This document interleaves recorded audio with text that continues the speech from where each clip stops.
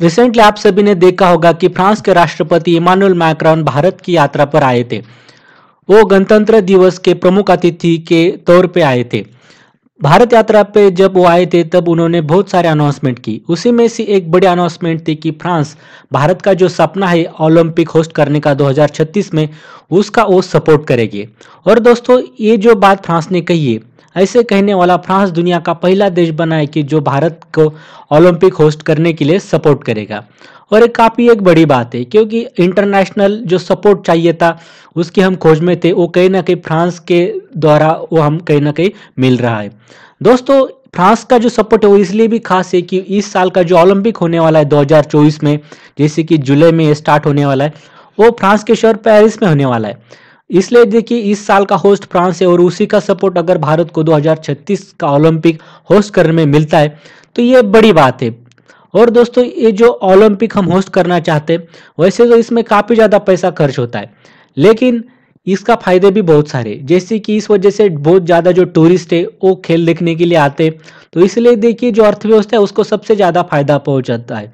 Hospital sector हो गया, उसके बाद हमारा जो होटल्स वगैरह है उनको भी काफ़ी ज़्यादा मुनाफा होता है, और बाकी भी जो हमारे व्यवसाय है वो भी बढ़ते हैं। उसके अलावा जो हमारा सांस्कृतिक हेरिटेज रहता है उसको भी बढ़ावा मिलता है, और खेल कूद के क्षेत्र में भी देखिए देश में बहुत सारा विकास होता है, उसको प्रोत्साहित किया जाता है। तो ये सारे फायदे ओलंपिक के।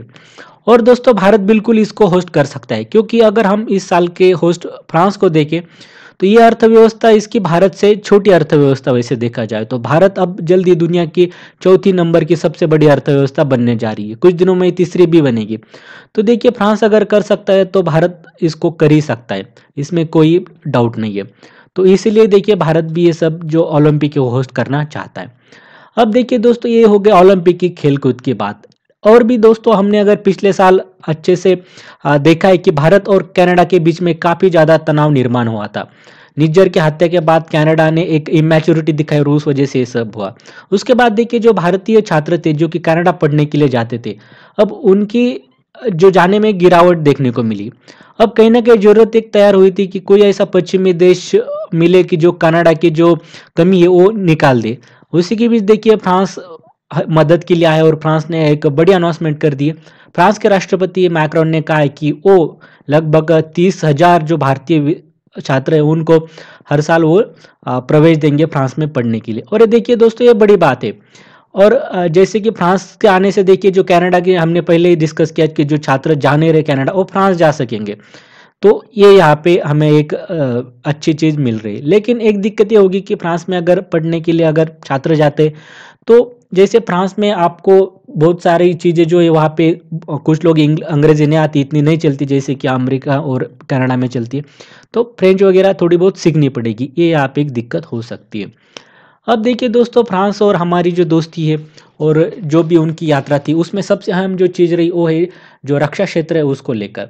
भारत और फ्रांस ने एक सहमति जताई है एक चीज़ पे, जैसे कि हमें हेलीकॉप्टर्स और सबमरीन है। ये देखिए, हम पहले तो इंपोर्ट वगैरह करते थे, लेकिन अब भारत फ्रांस दोनों मिलके हेलीकॉप्टर्स और सबमरीन है, इनका जो संयुक्त उत्पादन है वो करेंगे। और देखिए, ये जो उत्पादन होगा ये ज़्यादातर मेड इन इंडिया होगा। और भी देखिए दोस्तों, इन्होंने एक बात कही कि ये तो भारतीय सेना के लिए इसका इस्तेमाल होगा हेलीकॉप्टर्स और सबमरीन का, लेकिन जो भी फ्रेंडली देश है भारत और फ्रांस के, उनको भारत एक्सपोर्ट भी ये सारी चीज़ें कर सकता है। मतलब कि देखिए दोस्तों, हमारा एक्सपोर्ट भी बढ़ता है और हमें जो डिफेंस एक्सपोर्ट में जो एक तरीके से आगे बढ़ना है, तो वो भी इस तरीके हम कह सकते हैं कि डील से हो जाएगा। और भी दोस्तों, जो भारत फ्रांस के बीच में हम अगर देखिए एक पूरा बड़े पिक्चर में, तो फ्रांस हमारे लिए बहुत ही अहम देश हो चुका है। रशिया के बाद ये दूसरा ऐसा अहम देश है हमारे जो डिफेंस आर्किटेक्चर है उसके लिए, क्योंकि देखिए, हम रूस से 45% जो है वो इंपोर्ट कर लेते हैं रक्षा क्षेत्र के जो भी इक्विपमेंट है वगैरह। लेकिन फ्रांस जो है उसके बाद दूसरे नंबर पे आता है, लगभग 28% हम फ्रांस से जो है डिफेंस इंपोर्ट कर लेते हैं।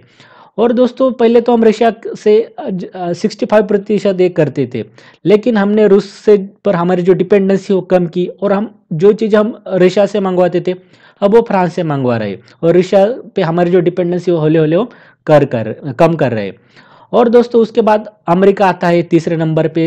हम उन डिफेंस एक्सपोर्ट जो अमेरिका से 11% करते, उसके बाद इसराइल से 7%, और जो साउथ कोरिया दक्षिण कोरिया उसके तरफ से हम 2.5% डिफेंस इंपोर्ट करते हैं। अब दोस्तों आप सोच रहे होंगे कि हम साउथ कोरिया से क्या ही मंगवाते होंगे।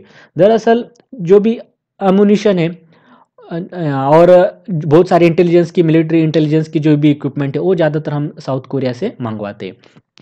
अब दोस्तों हम अगर आगे देखें तो सिर्फ एक रक्षा क्षेत्र के लिए ही हमारा एक जो सहकार्य है वो सीमित नहीं है। तो जो न्यूक्लियर पावर है, परमाणु ऊर्जा, उसमें भी फ्रांस हमें बहुत सारी मदद कर रहा है। जैसे कि महाराष्ट्र के जैतापुर में एक बहुत ही बड़ा जो परमाणु ऊर्जा प्रकल्प बन रहा है, और इसी के लिए देखिए फ्रांस हमें मदद कर रहा है। और इसी का जो एक फाइनेंसिंग मैकेनिज्म है वो भी अभी जो मैक्रोन आए थे उन्होंने डिस्कस कर लिया, और जल्दी इस पर काम होने की एक हम देख सकते हैं उम्मीद जताते हैं।